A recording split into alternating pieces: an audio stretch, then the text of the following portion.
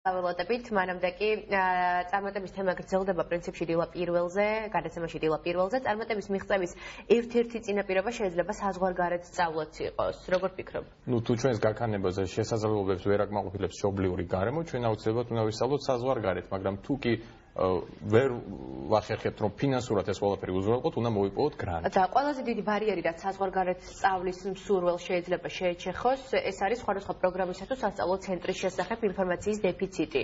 ანუ როგორც ჩვენ აღნიშნეთ, თუ თქვა ფინანსური გვინდა საზღვარგარეთ ცოდნა გავიღრმავოთ და ფინანსური მხარე ამის საშუალებას არ გვაძლევს, ჩვენ უნდა მოვიპოვოთ გრანტი. გრანტის მოპოვების გზებზე კი თათია დარასელია მოგვიყვება.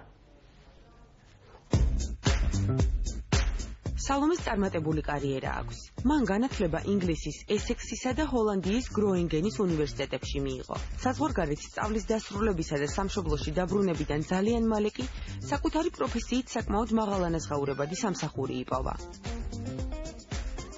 საზღვარგარეთ სწავლა არის ერთ-ერთი ყველაზე მნიშვნელოვანი რაღაც, რაც შეუძლია ადამიანს გააკეთოს, როგორც საკუთარი თავისთვის, ასევე საკუთარი ქვეყნისთვის.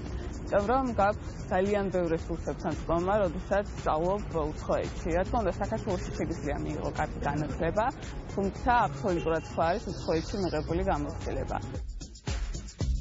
გარდა უამრავი კერძო პროგრამისა, რომელსაც ინტერნეტში მარტივად იპოვით, საქართველოს მთავრობის ინიციატივით უკვე მესამე წელია განათლების საერთაშორისო ცენტრი ფუნქციონირებს.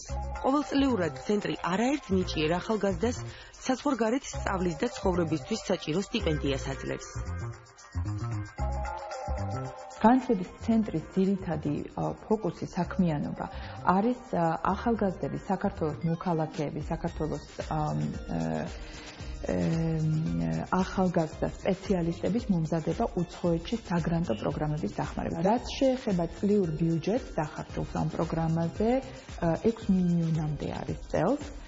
შესაბამისად, ბევრი ადამიანი არის დაინტერესებული ამ პროგრამაში მონაწილეობით, წლეულს 115 გრანტამდე განაწილდა.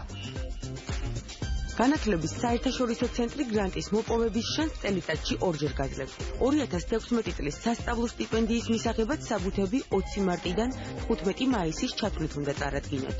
საჭირო საბუთების ჩამონათვალს და ნებისმიერ კითხვაზე ამომწურავ პასუხს კი ცენტრის ვებგვერდის და ცხელი ხაზის საშუალებით მიიღებთ. სტიპენდიის მოსაპოვებლად 3 ეტაპის გავლაა საჭირო. ელექტრონულ სისტემაში დარეგისტრირება, განაცხადის და წარდგენილი დოკუმენტაციის ფორმალური და შინაარსობრივი შემოწმება, კომისიასთან გასაუბრება. წარმატებული კარიერის მნიშვნელოვანი წინაპირობა საზღვარგარეთ მიღებული განათლებაა, რომელიც საკმაოდ დიდ თანხებთან არის დაკავშირებული. ინფორმაცია, მოტივაცია, მაღალი აკადემიური მოსწრება, უცხო ენის ფლობა და ცოტაოდენი იղბალის თუ გაქვთ, დაფინანსების მიღება არც თუ ისე მიუწვდომელი ოცნებაა. არაერთი გრანტი მოიპოვა